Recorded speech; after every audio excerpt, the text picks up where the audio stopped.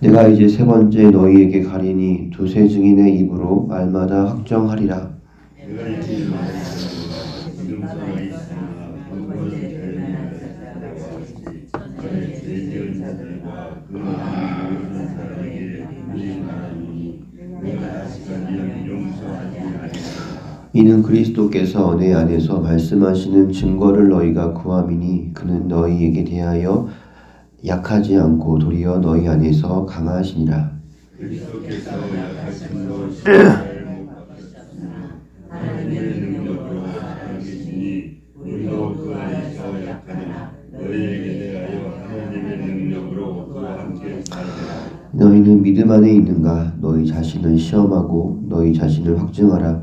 예수 그리스도께서 너희 안에 계신 줄을 너희가 스스로 알지 못하느냐? 그렇지 않으면 너희는 버림받은 자니라.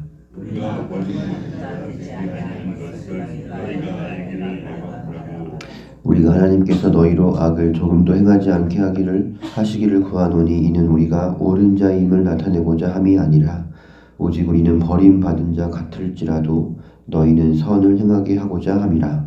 우리는 진리를 스스로 아무것도 할 수 없고 오직 진리를 위할 뿐이니 우리가 약할 때에 너희가 강한 것을 기뻐하고 또 이것을 위하여 구하니 곧 너희가 온전하게 되는 것이라. 그러므로 내가 따로 있을 때에 이렇게 쓰는 것을 고민할 때 주께서 우리를 넘어뜨리지 아니하고 세우려 하여 내가 주신 그 권한을 따라 범하지 않게 하려 함이라. 마지막으로 말하노니 형제들아 기뻐하라. 온전하게 되며 위로를 받으며 마음을 같이하며 평안할지어다. 또 사랑과 평강의 하나님이 너희와 함께 계시리라. 거룩하게 입맞춤으로 서로 무난하라. 모든 성도가 너희에게 무난하니라. 주 예수 그리스도의 은혜와 하나님의 사랑과 성령의 교통하심이 너희 무리와 함께 있을지어다. 아멘. 바울은 자신의 거짓 사도들이 내세우는 기준을 가지고 자신을 내세웠습니다. 그러나 그것이 진정한 자랑거리가 되지 않는다는 것을 알기 때문에 그는 늘 자신의 약함을 자랑했고 중요성의 비중을 늘 이 약함에 두었습니다. 고린도 교회 성도들이 오해한 바울의 모습은 결국 영적인 자녀인 그들을 위한 바울의 사랑에서 비롯된 것이었습니다.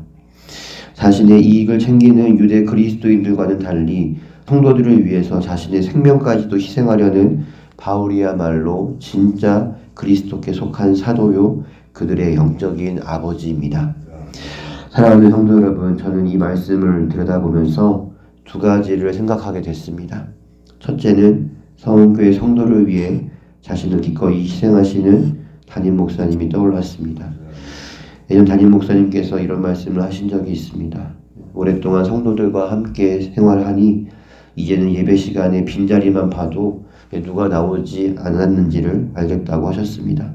그런데 그 자리를 바라보면 마치 강가에 어린아이를 내놓는 어머니처럼 마음에 불안과 걱정이 생긴다고 합니다. 무슨 일이 생긴 건가? 아픈 건 아닌가? 이렇게 계속 빠지면 안 되는데 매 설교마다 남아있는 체력을 전부 쏟아붓고 돌아와서는 탈진되는 목사님의 모습을 볼 때에 우리 담임 목사님은 정말 서원교회 성도님들을 사랑하는구나. 성도들을 위해 매 예배마다 적당히 하지 않으시구나 라는 생각을 하게 되었습니다. 두 번째는 그리스도의 참 일꾼의 모습에 대해서 생각해 보았습니다. 여기 계신 성도님들은 다 교회의 일꾼이시니 잘 아실 것입니다. 교회 일은 자기 희생이 불가피합니다. 잘하면 본전, 못하면 갖가지 원망을 듣습니다. 자기의 사비도 써면서 일해야 합니다. 세상의 기준에서 보면 교회의 일꾼이 되는 것은 손해를 보는 장사이죠. 하지만 사람을 바라보지 않고 하나님을 바라보며 묵묵히 일하는 일꾼들이 교회에 있습니다. 더욱 좋은 결과를 위해서 자신의 것을 아낌없이 쓰는 일꾼들이 있습니다. 하나님의 일, 교회 일이라면 자기 일보다도 먼저 생각하는 일꾼들이 있습니다. 주를 위해 자기를 드리는 성도님들이 있었기에 우리 서원교회는 오늘까지 있어왔다고 저는 생각합니다. 그래서 저는 누구보다도 더 기도하고 더 힘쓰고 애쓰시는 성도님들에게 진심으로 감사의 마음을 전합니다. 우리 하나님께서 다 아십니다. 그리고 세상에서 줄 수 없는 큰 위로와 보상을 주실 거라고 저는 믿습니다. 그것을 바라보시며 더 열심히 그리스도의 참 일꾼이 되시기를 예수님의 이름으로 축복합니다. 바울은 고린도 교회의 세 번째 방문을 준비하고 있습니다. 비록 그와 충돌을 빚은 교인에 대해서 고린도 교회가 회개하고 또 그를 징계했지만 여전히 많은 문제들이 고린도 교회에 남아 있습니다. 음행에 대한 문제, 파벌로 인한 분쟁, 성도들의 교만함, 자신에 대해서 아직도 적개심을 품고 있는 성도들, 그리고 하나님께서 행여나 자신을 낮추실까 하는 바울의 두려움. 12장의 마지막 구절에서 인간 바울의 고뇌가 느껴집니다. 하지만 바울은 마음을 굳혔습니다. 세 번째 방문에서 그는 하나님이 자신에게 주신 권세를 담대하게 행사할 것입니다. 본문 2절 말씀에 전에 죄 지은 자와 그 남은 모든 사람은 고린도전서에서 언급되었던 음행을 했으나 회개하지 않은 자들, 그리고 그들의 죄를 묵인했던 자들을 가리킵니다. 바울은 1절에서 자신이 방문할 때에 두세 증인의 입으로 말마다 확정할 것이다 라고 말합니다. 이것은 누군가의 죄를 고발할 때에 지켜야 할 원칙으로 신명기 19장 15절에 나와 있습니다. 이 원칙은 신약시대 교회의 치리에 관한 예수님의 가르침에도 분명히 명시되어 있습니다. 자신이 고린도 교회를 방문할 때에 교회의 문제에 대해서 이의를 제기할 성도들이 있을 것입니다. 그들에게 그렇다면 치리하기 위해 필요한 조건을 만족시켜라. 바울은 이렇게 말하고 있습니다. 바울에 대하여서 적대적인 자들은 이렇게 생각할 수 있습니다. 용서하지 않을 거면 어떨 텐데. 그들은 화려한 언변과 영적인 현상을 드러내고 자랑하는 거짓 사도들에게 미혹되어 있습니다. 아직도 바울을 자신과는 다를 바 없는 자로 여깁니다. 그러나 그들이 간과하고 있는 사실이 있습니다. 하나님께서 표적과 기사로 바울이 전하는 복음이 참 복음이며 그가 하나님의 파송을 받은 사도임을 증거한다는 점입니다. 일례로 고린도전서에서 성찬과 관련해서 바울은 어떤 이들이 자기를 살피고 떡과 잔을 먹고 마시지 않아 약해지고 병든 자가 많고 잠자는 자도 적지 않다고 이야기한 바 있습니다. 여러분은 성찬식 때 자신을 살피지 않고 참여했다가 죽거나 병원에 실려가는 사람들을 보신 적 있으십니까? 이런 일은 오늘날에는 일어나지 않습니다. 하지만 하나님은 성령의 강림으로 이제 막 탄생한 교회에 하나님의 임재를 나타내시기 위해서, 하나님이 세운 사도들의 권위를 드러내시기 위해서 이러한 특별한 일들을 나타내셨습니다. 또 다른 대표적인 사례가 무엇이 있습니까? 아나니아와 삽비라 사건입니다. 베드로의 말 한마디에 부부의 혼이 떠나갔습니다. 성도 여러분, 전에도 말씀드렸듯이 사역자도 육신으로 행하는 연약한 인간입니다. 그래서 미흡한 모습이 보일 수밖에 없습니다. 하지만 하나님의 은사와 부르심은 후회가 없습니다. 하나님이 그를 세우셨고 그에게 합당한 권위와 능력을 주셨습니다. 사역자가 성도를 권면합니다. 그것이 사역자의 역할이고 그럴 수 있는 권세를 하나님이 주셨습니다. 똑같은 위치로 생각하고 선을 넘어서 사역자를 대적하면 안 됩니다. 그러면 하나님께서 개입하십니다. 제 지인 중에 어머니가 목사님이신 분이 계신데 예배당 건축과 관련돼서 한 장로님이 집으로 쳐들어와 어머니 목사님에게 모욕적인 언사를 했다고 합니다. 그리고 그가 집을 나가는 순간 현관 앞에서 차에 치여서 전신마비 환자가 되었다고 합니다. 후에 그를 병문안 갔을 때에 그는 간절히 그 어머니 목사님에게 용서를 구했다고 합니다. 그도 그것이 하나님 앞에 잘못된 일이라는 것을 알았기 때문입니다. 사역자에게 잘못을 지적하는 것은 어렵습니다. 그럼 사역자는 어떻게 해야 합니까? 물론 동료 사역자 또는 선배 사역자가 그를 권면할 수 있습니다. 누가 봐도 잘못되었을 때에 정중하게 예의를 가지고 성도들이 사역자에게 말할 수 있습니다. 그러나 현실적으로 둘 다 어렵습니다. 성도 여러분, 이것을 기억하십시오. 유명한 한 목사님이 이렇게 말한 바 있습니다. 목사는 사역자는 하나님이 직접 다루십니다. 그래서 더 무서운 것입니다. 하나님이 사역자의 몸을 치시면 어떻게 되겠습니까? 다는 아니지만 하나님의 무서운 다루심으로 쓰러져서 불구가 되거나 생명을 잃은 사역자들이 있습니다. 목사들은 그래서 더 조심해야 합니다. 하나님께서 세우신 사역자에 대한 합당한 예의를 지키는 성도님들 되시기를 바랍니다. 사역자인 저 역시도 두렵고 떨리는 마음으로 하나님과 성도들을 섬기겠습니다. 어찌되었든 바울은 하나님이 주신 자신의 권위를 무시하고 권면을 듣지 않는 자들에 대해 그리스도께서 직접 증명해 주실 것이라고 말합니다. 그들로 하여금 바울이 정말 하나님이 세우신 사도가 맞구나 이렇게 인정하게 될 것이라고 단언합니다. 고린도 교회 성도들은 명심해야 합니다. 바울은 왜 저렇게 고난이 많고 몸도 약하고 말주변도 없고 영적 체험도 빈번하게 드러나지 않는 것인가? 이것이 그들의 불만이지요. 그러나 고린도 후서 전체를 통해서 우리는 우리의 약함이 그리스도의 강함이 온전히 나타나는 통로라는 것을 배웠습니다. 그들이 연약하게 여기는 그 바울에게 분명한 그리스도의 능력이 나타날 것입니다. 바울은 그들에게 이것을 언급하며 경고합니다. 이어서 5절 말씀입니다. 너희는 믿음 안에 있는가? 너희 자신을 시험하고 너희 자신을 확증하라. 제가 최근에 깨달은 사실 중에 하나는 성공하는 사람과 그렇지 못한 사람의 차이 중에 하나는 철저하게 자신을 점검하는가의 여부입니다. 자기 자신을 냉철하게 점검하는 사람이 많지 않습니다. 자신의 약점, 잘못된 점들을 마주하는 것이 두렵기 때문이죠. 신앙도 마찬가지입니다. 우리는 믿음 안에 있는지를 시험하고 확증하지 않습니다. 나는 교회 밖에 그리고 홀로 있을 때 어떠한 생각을 가지고 어떠한 말과 행동을 하고 있는가? 난 정말 하나님의 말씀에 비춰봤을 때에 믿음 안에 있는 사람인가? 이렇게 스스로에게 질문하지 않습니다. 마치 거짓 사도들처럼 하나님이 인정하지 않는 다른 기준들을 가지고 와서 자신의 신앙을 포장하고 자기의 연약함을 합리화하고 또 정당화합니다. 이어서 보겠습니다. 예수 그리스도께서 너희 안에 계신 줄을 너희가 스스로 알지 못하느냐? 그렇지 않으면 너희는 버림받은 자니라. 예수 그리스도가 성령으로 우리 안에 계신데 어떻게 아무렇지 않게 음행을 행할 수 있겠습니까? 우리 안에 그리스도가 사시는데 어떻게 음행에 대해서 방조할 수 있겠습니까? 여기에 어떠한 정당한 이유를 제시할 수 있겠습니까? 없습니다. 우리는 말하지 않지만 알고 있습니다. 이러면 안 되는데, 저러면 안 되는데. 그런데 어떻습니까? 안 되는데 하는 이런저런 것들을 마침내 합니다. 그리고서는 습관적 형식적으로 우리의 연약함을 불쌍히 여겨달라고 기도합니다. 우리는 자기 신앙에 대해서 냉정해지고 또 정직해질 필요가 있습니다. 만약에 정말 이것을 모른다면, 분명 잘못하였는데 성령의 근심이 느껴지지 않는다면 그는 아직 구원받은 자가 아닌 것입니다. 6절 말씀입니다.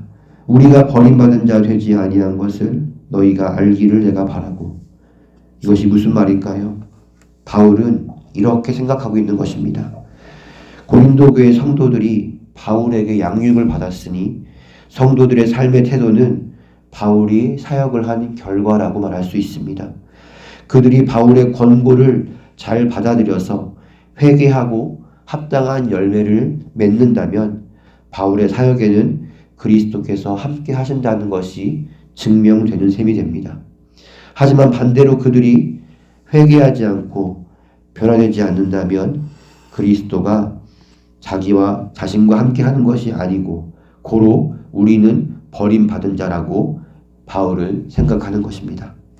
말하자면 바울은 고린도 교회 성도들이 자신의 믿음이 진짜 믿음인지 점검하는 이 테스트에 반드시 합격하기를 바라고 있습니다.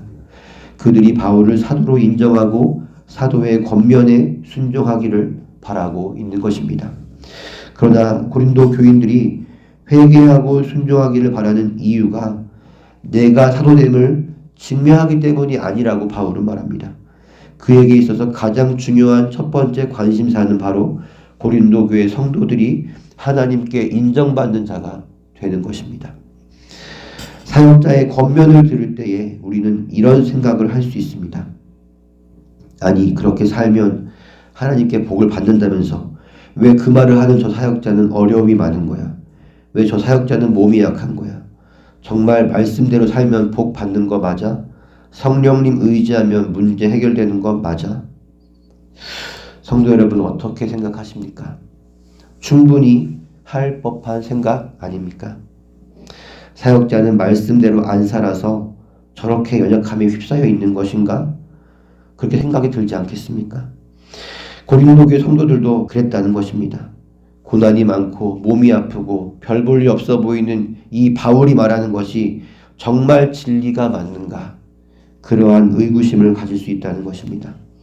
하지만 바울은 그동안의 사역을 통해서 자신의 약함이 다른 이들 안에서 그리스도께 역사하시는데 쓰임 받았다는 것을 알고 있었습니다. 하나님께서 이것을 위해서 자신을 연약하게 하셨음을 알았기 때문에 그는 이 사실에 기뻐했습니다. 그래서 본문 9절 말씀처럼 우리가 약할 때에 너희가 강한 것을 기뻐하고 또 이것을 위하여 구하니 곧 너희가 온전하게 되는 것이라 라고 말했던 것입니다. 바울은 분명히 자신을 대적하는 이들, 죄를 짓고 회개하지 않는 이들, 그들을 방조하는 이들에 대해서 엄하게 대할 것입니다. 그러나 그는 성도들이 여기에 미혹되고 휘말려서 엄하게 대하는 그 대상에 포함되지 않기를 바랍니다. 그러니 성도 여러분 빨리 정신을 차리고 회개하십시오. 그 미혹에서 벗어나십시오. 이 말이 10절에 쓰여 있습니다. 이것이 바울이 고린도 후서를 쓴 중요한 이유입니다. 이제 바울은 고린도 후서를 마무리합니다.